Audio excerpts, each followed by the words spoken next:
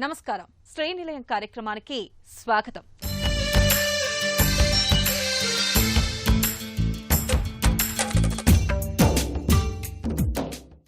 ఇల్లు కట్టు చూడు పెళ్లి చేసి చూడు అన్నది పెద్దలు చెప్పిన సామెత. ఎందుకంటే ఇల్లు కట్టడం ఎంత వ్యయ ప్రయాసలతో కూడిన వ్యవహారం. అయితే ఇల్లు కట్టడానికంటే ముందు ఇంటికి సంబంధించిన అనుమతులు తీసుకోవడం కూడా ఎంతో క్లిష్టమైన పని. ఇంటి నిర్మాణానికి సంబంధించిన అనుమతుల కోసం పలు ప్రభుత్వ విభాగాలకు దరఖాస్తులు చేసుకోవడం, అనుమతులు వచ్చే వరకు కాళ్లు అరికేలా తిరగడం సర్వసాధారణమైతే అది నిన్నటి మాట. ఇప్పుడు వ్యవస్థలో చాలా మార్పు వచ్చింది. అందులోనూ తెలంగాణ ప్రభుత్వం ఇంటి నిర్మాణానికి సంబంధించిన అనుమతులు ఇంటి నుండే తీసుకోవచ్చు. ఆన్లైన్లోనే బిల్డింగ్ పర్మిషన్స్ పొందే విధంగా తెలంగాణ ప్రభుత్వం బిల్డ్ నౌ పేరుతో సరళీకృత వ్యవస్థను అందుబాటులోకి తెచ్చింది.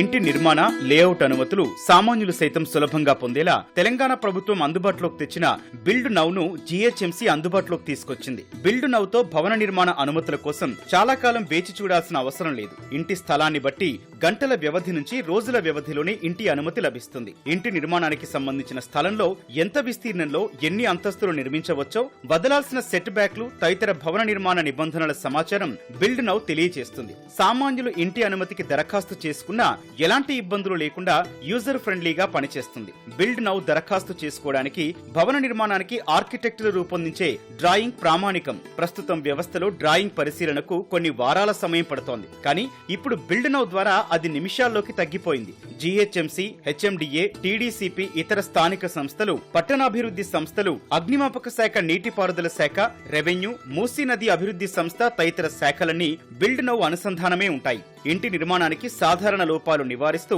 బిల్డ్ నౌ దరఖాస్తు ప్రక్రియ సులభతరం చేస్తుంది. వాట్సాప్ ద్వారాను ఇంటి అనుమతులకు సంబంధించిన ఎప్పటికప్పుడు అప్డేట్స్ తెలియజేస్తుంది. ప్రాసెస్ ఫోన్లు దరఖాస్తుదారులు ఆన్లైన్ లో చూసుకోవచ్చు. సందర్భానుసారం మారే ఫీజుల టారిఫ్లు, ప్రాసెసింగ్ ఫీజులు తక్షణమే నవీకరించుకోవచ్చు. 360 డిగ్రీస్ పారదర్శకతతో బిల్డింగ్ పర్మిషన్స్ జారీ చేస్తుంది. స్థూల, సూక్ష్మ స్థాయిలో ప్రాజెక్టు పరిస్థితి, పనితీరు పరిశీలిస్తుంది. వివిధ ప్రభుత్వ విభాగాలతో సమన్వయం చేసుకోవడంతో పాటు పట్టణ నియమ నిబంధనలు, మార్పుల్ని క్షణాల్లో అప్డేట్ చేసుకోవచ్చు. పాలసీ ఆధారిత అప్డేట్స్ ను, రిపోర్టులు, చట్టపర పత్రాల్లో అమలు చేయొచ్చు. ఇంటి అనుమతి కోసం మొబైల్ ఫోన్ లేదంటే బిల్డ్ నౌ వెబ్సైట్ http:/buildnowtelangana.gov.in ను ఓపెన్ చేసి ఇంటి నిర్మాణం కోసం దరఖాస్తు చేసుకోవాలి. మీ అప్లికేషన్ ను అధికారులు పరిశీలించి గరిష్టంగా 15 రోజుల్లోపు అనుమతిస్తారు.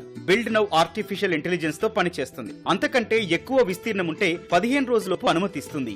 తెలంగాణ ప్రభుత్వం భవన నిర్మాణ అనుమతుల కోసం బిల్డ్ నౌ వ్యవస్థను అందుబాటులోకి తీసుకొచ్చాక బిల్డింగ్ పర్మిషన్స్ ఇప్పుడు సులభంగా వస్తున్నాయని అంటున్నారు.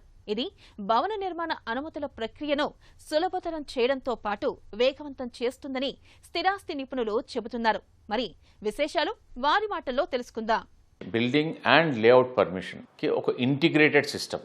ఈ సిస్టమ్ ద్వారా ఏంటంటే ఆర్కిటెక్ట్స్ కానివ్వండి, ఇటు స్ట్రక్చరల్ ఇంజనీర్స్కి, డెవలపర్స్కి, ల్యాండ్ ఓనర్స్కి, అందరికి కూడా ఒక్కసారి మనం బిల్డింగ్ పర్మిషన్ అప్రూవల్ చేస్తే వేరే డిపార్ట్మెంట్స్ అన్నిటికి కూడా ఆ బిల్డ్ నౌ ద్వారానే వాళ్ళు షేర్ చేస్తారు. ఇరిగేషన్ కనుకోండి, ఈ రెవెన్యూ డిపార్ట్మెంట్కి, అన్నిటికి కూడా బిల్డ్ నౌలో మనం ఒకసారి అప్లికేషన్ పర్మిట్ చేస్తే ఆ బిల్డ్ నౌవే వాళ్ళకందరికీ షేర్ చేస్తుంది. ఎవరికి ఏ విధమైన అబ్జెక్షన్స్ ఉన్నా వాళ్ళు దాంట్లోనే అప్లోడ్ చేసుకోవచ్చు. ఒక 30 అంతస్తులో, 40 అంతస్తులో, ఒక 10 టవర్లో, 12 టవర్లో ఉన్నాయనుకుందాం. ఇవన్నీ కూడా ఈ డ్రాయింగ్ మొత్తం అది చదివి అన్ని రూల్స్ ప్రకారంగా ఇది ఉంది అనేది ఒక గంట లోపల మీకు రిజల్ట్ వచ్చేస్తుంది. దీని ద్వారా ఏమవుతుందంటే మెయిన్గా ఏది వచ్చినా, ఏ కాస్ట్ ఇంప్లికేషన్ వచ్చినా అది డెఫినెట్గా కొనుగోలుదారుకే మనం ట్రాన్స్ఫర్ చేస్తాం. డెవలపర్కి ఎంత తొందరగా పర్మిషన్స్ వస్తే అంత తొందరగా ప్రాజెక్ట్ లాంచ్ చేయగలడు. ఏ అధికారి దగ్గరికి మళ్ళీ రెండోసారి తిరగకుండా అది చూసేసి ఇప్పటివరకు జరిగిందేంటి, మేము దేనికి ఎక్స్టెన్షన్ అడుగుతున్నాం, ఇవి అప్లికేషన్ పెట్టేస్తే ఆటోమేటిక్గా మాకు అప్రూవల్ వచ్చేస్తుంది. అంటే ఇంత అడ్వాంటేజెస్ సిస్టమ్ అండి. ఫైర్ సర్వీసెస్లో కూడా ఒక కొత్త సాఫ్ట్వేర్ వచ్చింది. మేము ప్రభుత్వాన్ని అది కూడా అడుగుతున్నాము. ఈ బిల్డ్ నౌలో మనం సబ్మిట్ చేస్తే అది ఫైర్ సర్వీసెస్ సాఫ్ట్వేర్ కూడా ఇంటిగ్రేట్ చేస్తే అక్కడ నుంచి కూడా స్క్రూటినీ ఫాస్ట్గా అవుతుందని. ఎందుకంటే ఫైర్ సర్వీస్లో కూడా ఇంతకుముందు మాన్యువల్గా స్క్రూటినీ చేయాలంటే కనీసం ఒక వారం రోజులు పట్టేది ఒక్కొక్క ఫైల్కి కంప్లీట్ అని, కొన్నిసార్లు మిస్ కూడా అయ్యేవాళ్ళు. ఏ రూల్ ప్రకారం మనం చేసాము, ఈ రూల్ కరెక్ట్ ఉందా, ఈ సెట్ బ్యాక్స్ కరెక్ట్ ఉన్నాయా, ఈ బాల్కనీస్ కరెక్ట్ ఉన్నాయా, ఈ హైట్ కరెక్ట్ ఉందా, స్టేర్ కేసెస్ కరెక్ట్ ఉన్నాయా, లిఫ్ట్స్ కరెక్ట్ ఉన్నాయా, ఓపెన్ డక్ట్ కరెక్ట్ ఉన్నాయా, అన్ని రూల్స్ని అంటే జీవోస్లన్నిటినీ వడకట్టి అది అర్థం చేసుకొని ఈ బిల్డింగ్ పర్మిషన్ ఈ జీవో ప్రకారంగా కరెక్ట్గా ఉంది అని చెప్తుంది. తెలంగాణ ప్రభుత్వం ప్రతిష్టాత్మకంగా చేపడుతున్న భారత్ ఫ్యూచర్ సిటీ RRR, కొత్తగా ప్రతిపాదించిన గ్రీన్ఫీల్డ్, రేడియల్ రహదారులతో భూములు పెద్ద ఎత్తున అందుబాటులోకి వచ్చే అవకాశం ఉంటుంది. ఫలితంగా రాబోయే రోజుల్లో హైదరాబాద్ రియల్ ఎస్టేట్ మరింతగా విస్తరించడంతో పాటు అన్ని వర్గాల సొంతింటి కలను నెరవేర్చేందుకు దోహదం చేస్తుందని తెలంగాణ క్రెడై అధ్యక్షులు చెబుతున్నారు. రాష్ట్ర వ్యాప్తంగా మరింత పారదర్శకమైన స్థిరాస్తి రంగ అభివృద్ధిని ప్రోత్సహించడంతో పాటు నిర్మాణ రంగంలో ఇటీవల చోటు చేసుకుంటున్న అంశాలకు అడ్డుకట్ట వేసేందుకు కొనుగోలుదారులు ఆర్థికంగా నష్టపోకుండా ఉండేలా బిల్డర్లకు కోడ్ ఆఫ్ కండక్ట్ అమలు చేయబోతున్నామని చెబుతున్నారు.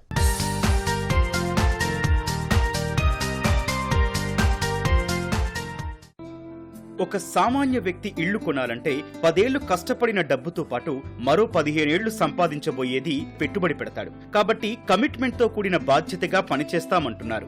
ఆ దిశగా నేను మా అన్ని చాప్టర్ల నుంచి మా డెవలపర్లందరినీ నడిపించే దిశగా ఈ 2 ఏళ్లు మా ప్రణాళికలుంటాయని చెబుతున్నారు. ఎట్టి పరిస్థితుల్లోనూ కొనుగోలుదారులు క్రెడాయ్ దగ్గర వచ్చేలా చేయాలని ఆలోచనతో ఉన్నామంటున్నారు. క్రెడాయ్ డెవలపర్ దగ్గర ఇన్వెస్ట్ చేస్తే ఆ కొనుగోలుదారులు హాయిగా నిద్రపోయేలా చేయాలనుకునే ఆలోచనతో ముందుకెళ్తామని అంటున్నారు. నిర్మాణ రంగంలో ఆర్థిక అక్రమాల నిరోధానికి కోడ్ ఆఫ్ కండక్ట్ ని మారిన పరిస్థితులకు తగ్గట్టుగా మార్పులు చేర్పులతో మళ్లీ తీసుకురాబోతున్నాం. మా సభ్యులందరూ ఇది తప్పక పాటించాల్సిందేనని అంటున్నారు. ప్రధానంగా ప్రీ లాంచ్ విక్రయాలను అంగీకరించాం.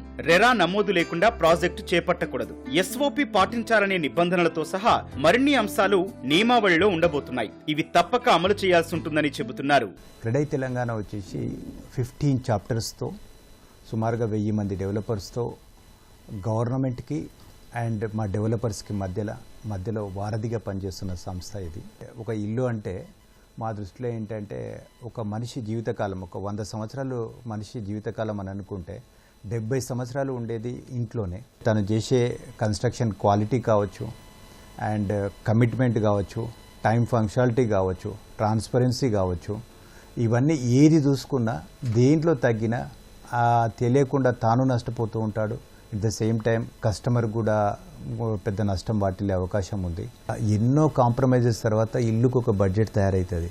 దాంట్లో ఆయనకు వచ్చే అందుబాటులో ఉన్నదే చూసుకుంటాడు తప్పించి రిస్క్లన్నీ కనబడవు. ఏదో రకంగా ఒక సొంత ఇంట్లోకి పోతే సరిపోతుంది అనే ఆలోచనతోటి దాంట్లో ఇరుక్కుపోతూ ఉన్నాడు. ఈ సాఫ్ట్ లాంచ్లు, ప్రీ లాంచ్లు, ఈ డూప్లికేట్ గాళ్ళ చేతిలో ఇరుక్కుపోయి కస్టమర్ బాధపడుతూ ఉన్నాడు. వాళ్ళను ఏ రకంగా ఎడ్యుకేట్ అంటే డెఫినెట్లీ కొంచెం మనం ఆలోచన చేయాలి. బిల్డర్ ట్రాక్ చూడాలండి, ఇంతవరకు ఏమైనా చేశాడా, ఎన్ని ఇచ్చాడు, ఇప్పుడున్న సిచ్యుయేషన్లో ఏ రకంగా కంప్లీట్ చేయగలుగుతాడు, ఇవన్నీ కూడా కస్టమర్ కొద్దిగా ఎక్సర్సైజ్ అండ్ చేసుకొని వెళ్తే బాగుంటుందని మా ఉద్దేశం అండి. ఈ కోడ్ ఆఫ్ కండక్ట్ ముఖ్య ఉద్దేశం ఏంటంటే డెవలపర్స్ను మరింత ఆర్గనైజ్డ్గా చేయడం, అన్ఆర్గనైజ్డ్ నుంచి ఆర్గనైజ్డ్ దిశగా వీళ్ళని తీసుకెళ్లడం. దాంట్లో భాగంగా వాళ్ళకి అన్ని ఏరియాస్లో తర్వాత రెరా నిబంధనలను ఖచ్చితంగా పాటించడం, అంటే కస్టమర్కి ఏదైతే కమిట్ అయినట్టు ఇవ్వడం, ఇవన్నీ కూడా కోడ్ ఆఫ్ కండక్ట్లో భాగంగా ఉంటాయండి. ఈ కోడ్ ఆఫ్ కండక్ట్ రాష్ట్ర వ్యాప్తంగా ఉన్న మా క్రెడై మెంబర్స్ అందరితోటి సైన్ చేద్దామని అనుకుంటున్నాం. ఈ AI టెక్నాలజీ వచ్చేసి డెఫినెట్లీ పెద్ద గేమ్ చేంజర్ అండి. And at the same time మా ఇండస్ట్రీలో కూడా అండి, నాట్ ఓన్లీ AI, రోబోటిక్ వీటితో, అంటే లేబర్ షార్టేజ్ ఉంది కాబట్టి మెల్లమెల్లిగా అటు సైడ్ నుంచి కూడా అది చేద్దామనే ఆలోచనలో ఉన్నాము. తర్వాత బ్లాక్ చైన్ అని, డాక్యుమెంటేషన్, ఇవన్నిట్లో కూడా ఈ ఏఐని వీలైనంత ఎక్కువగా వాడుకుందామని మన గవర్నమెంట్ AI సిటీని కూడా ప్లాన్ చేస్తుంది. ఫస్ట్ టైం అనుకుంటా నాకు తెలిసి వరల్డ్లో ఇంత అడ్వాన్స్గా వెళ్తున్నాం కాబట్టి గవర్నమెంట్తో పాటు ఎకానమీతో పాటు ఈవెన్ ప్రతి డెవలపర్ బాధ్యత అనమాట. ఆ లెవెల్లో మనం కూడా ఆ ఫేజ్ని అందుకోగలుగుతామా లేదా, లేకపోతే వెనకబడి ఉండిపోతాము. ఇంటి అందాలను మరింతగా పెంచేందుకు లోపల ఏర్పాటు చేసే అలంకరణ వస్తువుల ఎంపిక చాలా కీలకం. యజమానులు ఇందుకోసమే ఇంటీరియర్ డిజైన్లపై ప్రత్యేక శ్రద్ధ చూపుతున్నారు. కొందరు డిజైనర్లు రంగుల ఎంపికలో ప్రయోగాలు చేస్తున్నారు. ఇంట్లో కాలు మోపే మ్యాట్స్ దగ్గర నుంచి గోడల రంగులు, ఉపకరణాలు, ఆవరణలో ఉన్న అన్ని ఉత్పత్తులకు జతకూడే రంగులను ఎంపిక చేస్తున్నారు. ఆకాశం కిందికి దిగొచ్చిందా అనిపించేలా, నక్షత్రాలు చేతికి చిక్కేలా చందమామ కబుర్లు చెబుతున్నట్లు సరికొత్త అనుభూతిని కలిగిస్తున్నారు. మరి ఈ నేపథ్యంలో ఇంటీరియర్లో వచ్చిన సరికొత్త శైలిలు ఎలా ఉన్నాయో ఇప్పుడు తెలుసుకుందాం.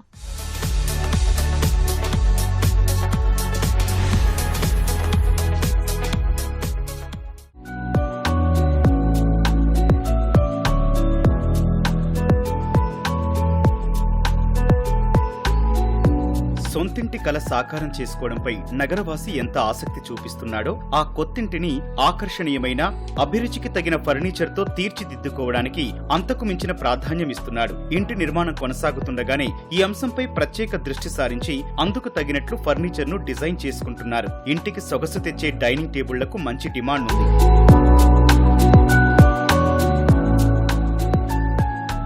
సొంతింటికి ఎంత ఖర్చు పెట్టినా ఇంకా ఏదో వెలితిగానే ఉంటుంది. అందంగా తీర్చిదిద్దేందుకు ఎన్ని హంగులద్దినా తాజా ట్రెండ్స్ కు అనుగుణంగా అవసరమైన మార్పులు చేయాలని ఎప్పటికప్పుడు మనస్తకాలపు ఫర్నిచర్ కు కొత్త అందాలు జోడించి చేసే ప్రయోగాలకు ఇటీవల ఎక్కువ మొగ్గు చూపుతున్నారు. వాణిజ్య సముదాయాల్లోనూ ఇలాంటి వాటినే డిజైన్ చేస్తున్నట్టు చెబుతున్నారు. గృహాలంకరణ విషయంలో కలప ఎప్పుడూ అగ్రస్థానంలోనే ఉంటుంది. లోహపు అందాలు వస్తున్నా అవి గోడల మీదనే కనిపిస్తున్నాయి. ఇంట్లోకి అడుగు పెట్టగానే విలాసవంతమైన ఫర్నిచర్ ను కోరుకుంటున్నప్పటికీ లివింగ్ ఏరియా, బాల్కనీలో కేవలం కలపతో ఉండే వాటికి ప్రాధాన్యమిస్తున్నారు. ఇంటి అందాలను మరింతగా పెంచేందుకు లోపల ఏర్పాటు చేసే అలంకరణ వస్తువుల ఎంపిక చాలా కీలకం. యజమానులు ఇందుకోసమే ఇంటీరియర్ డిజైన్లపై ప్రత్యేక శ్రద్ధ చూపుతున్నారు. కొందరు డిజైనర్లు రంగుల ఎంపికలో ప్రయోగాలు చేస్తున్నారు. ఇంట్లో కాలు మోపే మ్యాట్ దగ్గర నుంచి గోడల రంగులు, ఉపకరణాలు, ఆవరణలో ఉన్న అన్ని ఉత్పత్తులకు జతకూడే రంగులను ఎంపిక చేస్తున్నారు. ఆకాశం కిందకి దిగొచ్చిందా అనిపించేలా, నక్షత్రాలు చేతికి చిక్కేలా చందమామ కబుర్లు చెబుతున్నట్లు సరికొత్త అనుభూతిని కలిగిస్తున్నారు. ఇంటిలో ఏ వస్తువు ఎక్కడుండాలి, ఎలాంటి రంగులో ఉండాలి అనే అంశాలకి ప్రాధాన్యం పెరిగింది. వంటగదికి సమీపంలో డైనింగ్ కోసం స్థలం ఎంపిక ఎంత ముఖ్యమైన విషయంగా మారిందో అక్కడ ఏర్పాటు చేసే డైనింగ్ టేబుల్తో ఆ చోటుకు అందాలద్దేందుకు అదే ఉత్సాహం చూపుతున్నారు. నగరంలోని ఫర్నిచర్ షాపుల్లో ప్రస్తుతం ముఖ్యంగా 3 రకాల డైనింగ్ టేబుళ్లు అందుబాటులో ఉన్నాయి. వీటిలో మార్బుల్ రకం మొదటి స్థానాన్ని ఆక్రమించగా, ఎవర్ గ్రీన్ గా పేరొందిన చెక్కతో తయారైనవి 2వ స్థానంలో ఉన్నాయి. ఇక గ్లాస్ టేబుళ్లది చివరి స్థానమనే చెప్పాలి. ఈ 3 రకాల్లో ఎక్కువగా విక్రయాలు జరుగుతున్నవి మార్బుల్ రకమే. ఇటాలియన్ మార్బుల్ కలెక్షన్లు విభిన్న రంగులు, ఆకర్షణీయమైన డిజైన్లతో చూడగానే కొనుగోలు చేయాలనిపించేలా ఉంటున్నాయి. ఉన్న స్థలానికి అనుగుణంగా డిజైనర్లు డిజైన్లు అందిస్తున్నారు. యజమానుల ఆలోచనలను పరిగణలోకి తీసుకుంటున్నారు. స్థలాభావం కారణంగా మధ్యలో స్తంభాలు వచ్చినా వాటిని ఇంటీరియర్లో అందంగా మలుస్తున్నారు. ఇంటీరియర్ డిజైనింగ్ అనేది ఒక డెకరేషన్ కోసం మాత్రమే చేసుకునేది కాదు. మనసు ప్లెజెంట్గా ఉండాలన్నా, హెల్దీగా ఉండాలన్నా, దానికోసం మనం లోపల అట్మాస్ఫియర్, మన ఉండే వాతావరణం అంతా కూడా ప్లెజెంట్గా క్రియేట్ చేసుకోవడం ద్వారా మన ఆలోచనలు చాలా అద్భుతంగా పనిచేసి మంచి ఆలోచనలతో మనం చేసే ప్రతి పనిలోనూ ఎఫెక్టివ్ రిజల్ట్స్ తీసుకోవటానికి కోసం ఉపయోగపడుతుంది. అలాగే కొంతమంది వేరే వాళ్ళ ఇళ్లలో ఏదో చూసి అది బాగుంది కాబట్టి మన ఇంట్లో కూడా పెట్టుకుందాం అనుకుంటారు. జనరల్గా మన ఇంటి కండిషన్స్ వేరు, మన వాతావరణం వేరు, మనకున్న ఆలోచనలు వేరు. మనం వాటికి అనుగుణంగా ఒక్కొక్కటి ఒక్కొక్క రకమైనది తీసుకొచ్చి పెడితే అవన్నీ క్లబ్ చేసినప్పుడు అసలు ఆ డిజైన్ అనేది మనం ఎంత మంచి ఆర్టికల్స్ తీసుకొచ్చినా కూడా అందంగా రాదు. సో మన పరిస్థితులు, మన అవసరాలు, మన ఆలోచనలకు తగ్గట్టుగా డిజైనింగ్ కాన్సెప్ట్ ఉంటే బాగుంటుంది. మనం చాలా రిక్రియేషనల్ ప్లేసుల్లో అక్కడ చూస్తుంటాం. చూసేటువంటి హడావుడి ఆ ఒక్కసారికి వా అనిపించేటట్టు ఉంటుంది. అదే ఎక్కువ సార్లు చూడాలంటే అది కొంచెం మొహం కొట్టినట్టు ఉంటుంది, ప్లెజెంట్నెస్ పోతుంది. కొంతమంది ఏం చేస్తున్నారంటే ఆ రిక్రియేషన్ ప్లేసుల్లో వచ్చేటువంటి ఎఫెక్టివ్ ఐటమ్స్ తీసుకొచ్చి ఇంట్లో ప్లెజెంట్నెస్ ఉండాల్సిన చోట తీసుకొచ్చి ఉపయోగించడం వల్ల కూడా ఆ ఇంటీరియర్ డిజైనింగ్ అనేది డిస్టర్బ్ అవుతుంది. మనం ఇంట్లో ఎప్పుడైనా ఇంటీరియర్ డిజైనింగ్ చేసుకున్నప్పుడు అది ఎన్ని సంవత్సరాలు చూసినా చూడబుద్ధి అవుతూ ఉండాలి, ఎప్పటికీ కూడా ప్లెజెంట్గానే ఉండాలి. మన అవసరాలకు తగ్గట్టుగా ఎక్కువ యూటిలిటీ, తక్కువ ప్లేస్లో ఎక్కువ యూటిలిటీ రావటం కోసం, ఉన్న తక్కువ ప్లేస్లో అయినా సరే మనకు కావాల్సిన మ్యాక్సిమం యూటిలిటీ తీసుకోవటానికిగా మనం పెట్టుకునేటువంటి ఐటమ్స్ అన్నిటినీ కూడా డిజైన్ చేసి మనకు పూర్తిగా ఉపయోగపడుతూ అవి అందంగా ఉండేటట్టు కూడా చేసుకోవటం అనేది ఇంటీరియర్ డిజైనింగ్. ఒక్కొక్కసారి మన బడ్జెట్ పర్మిట్ చేయనప్పుడు మనం ఎక్కువసేపు ఉండేటువంటి హాలు, ఇటువంటి పరిస్థితుల్లో ఎక్కువ గెస్ట్లు వచ్చే చోట డబ్బులు ఎక్కువ ఖర్చు పెట్టి కొంచెం లగ్జరీనెస్ చేసుకుని బెడ్రూమ్స్ మనం లైట్ ఆఫ్ చేసుకుని పడుకోవడానికి వెళ్ళేటువంటి చోట నార్మల్గా పెట్టుకుని డ్యూరబిలిటీకి మాత్రమే ప్రిఫరెన్స్ ఇచ్చి లగ్జరీని వదిలిపెట్టడం వల్ల కూడా మనం మనకు కావాల్సిన బడ్జెట్లో ఐటమ్స్ చేసుకోవచ్చు. మనం బడ్జెట్ గురించి ఆలోచించినప్పుడు డ్యూరబుల్ మెటీరియల్స్కి వెళ్ళినప్పుడు ఇంకా తక్కువగా ఉందనిపిస్తే మనం కొన్ని ఐటమ్స్ అప్పుడు మన బడ్జెట్ పర్మిట్ చేసేటువంటి ఐటమ్స్ మాత్రమే అప్పుడు తీసుకుని మిగిలిన ఐటమ్స్ ఫ్యూచర్కి ప్లాన్ చేసుకుని ఆ ఉన్న ఐటమ్స్ని మాత్రం పూర్తిగా ఉపయోగపడేటట్టు చేయించుకుంటే బాగుంటుంది. అలా అని కోర్ మెటీరియల్ ఇవన్నీ కూడా తక్కువ రకానికి వెళ్ళి అవి డిస్టర్బ్ చేసే పరిస్థితుల్లో మనం వెళ్లకుండా ఇలా కంట్రోల్ చేసుకోవచ్చు. సామాన్యుల నుంచి ధనవంతుల వరకు సొంతింటి గురించి కలలు కరని వారుండరు. ఎన్నో ఏళ్లు కష్టపడి దాచుకున్న డబ్బుకు అసలైన విలువ, మరెన్నో ఆలోచనలకు అందమైన రూపమిచ్చేలా సొంత ఇంటిని నిర్మించుకోవాలని అందరూ అనుకుంటారు. కావలసిన డబ్బు, స్థలం సమకూర్ణ తర్వాత ఇల్లు కట్టాలన్న ఆలోచన చేసుకుంటారు. మరి ఇల్లు, ఇళ్ల స్థలాలు, అపార్ట్మెంట్లు కొనే ముందుగా వాస్తును పరిశీలిస్తుంటారు. మరి ప్రేక్షకులు అడిగిన ప్రశ్నలకు సమాధానాలు వాస్తు నిపుణుల మాటల్లో ఇప్పుడు తెలుసుకుందాం.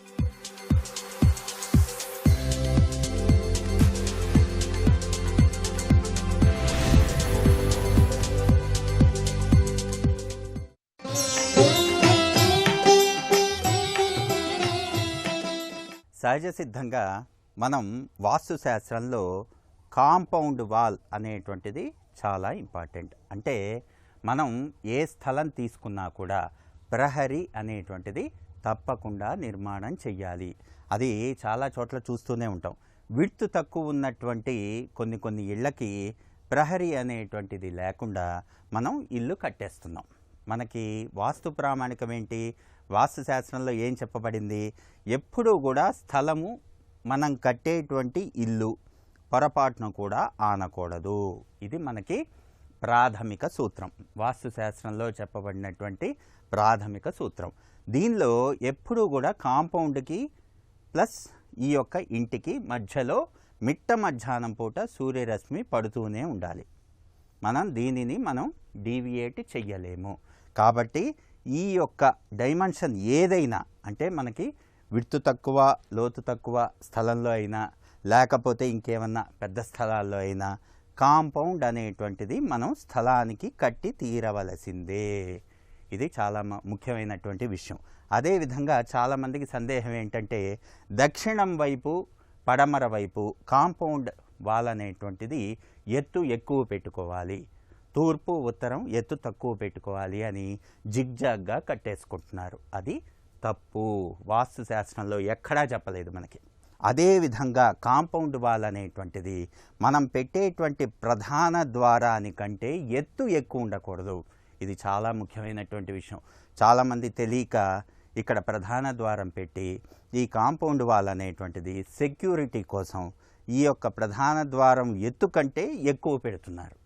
అది మనకి బధిర వేదాదోషం అవుతుంది. అంటే మనకు ఉండేటువంటి 64 వేదాదోషాల్లో బధిర వేదాదోషం అవుతుంది. పొరపాటును కూడా అలా పెట్టకూడదు. ఎప్పుడూ కూడా ఈ కాంపౌండ్ వాల్ అనేటువంటిది ఈక్వల్గా ఉండి 90 డిగ్రీస్ ఉండాలి. అంటే 4 కార్నర్సు 90 డిగ్రీస్ ఉండి ఇక్కడ మనకి కోణం అనేటువంటిది కొంచెం 1 డిగ్రీ పెంచి మనం తీసుకుంటాం. అంటే 1/2 ఇంచ్ అనేటువంటిది సుమారుగా పెంచి మనం ప్లాస్టరింగ్లో ఈశాన్యం పెంచి కట్టుకున్నట్లుగా చేస్తాం. కాబట్టి కాంపౌండ్ వాల్ అనేటువంటిది ఒక ఇంటికి ప్రహరీ గోడ చాలా ముఖ్యమైనది. పొరపాటున కూడా కాంపౌండ్ లేకుండా ఇంటి నిర్మాణము అనేటువంటిది స్థల హద్దులో కట్టకూడదు. అదే ఇక్కడ కాంపౌండ్ లేకుండా స్థల హద్దులో కట్టేసామనుకోండి, మనం ఇక్కడ వెంటిలేషన్ ఎలా తీసుకుంటాం? అది కామన్ సెన్స్. ఎప్పుడూ కూడా స్థల హద్దులో మనం ఇల్లు కడితే ఇక్కడ విండోస్ పెట్టడానికి ఉండదు, వెంటిలేటర్స్ పెట్టడానికి ఉండదు. పిశాచ స్థలాన్ని వదిలి కట్టకుండా మనం గృహం అనేటువంటిది చెయ్యకూడదు. కంపల్సరీగా పిశాచ స్థలము అనేటువంటిది తీసుకోవాల్సిందే. అంటే ఇక్కడ పిశాచ స్థలము అని ఎందుకంటున్నాము అంటే ఎప్పుడు కూడా ఈ స్థలంలో 81 భాగాలు చేసుకొని దానిలో చుట్టూ ఉండేటువంటి ఈ యొక్క 9 భాగాల్ని వదిలేసి మాత్రమే మనం ఇంటి నిర్మాణము అనేటువంటిది చెయ్యాలి.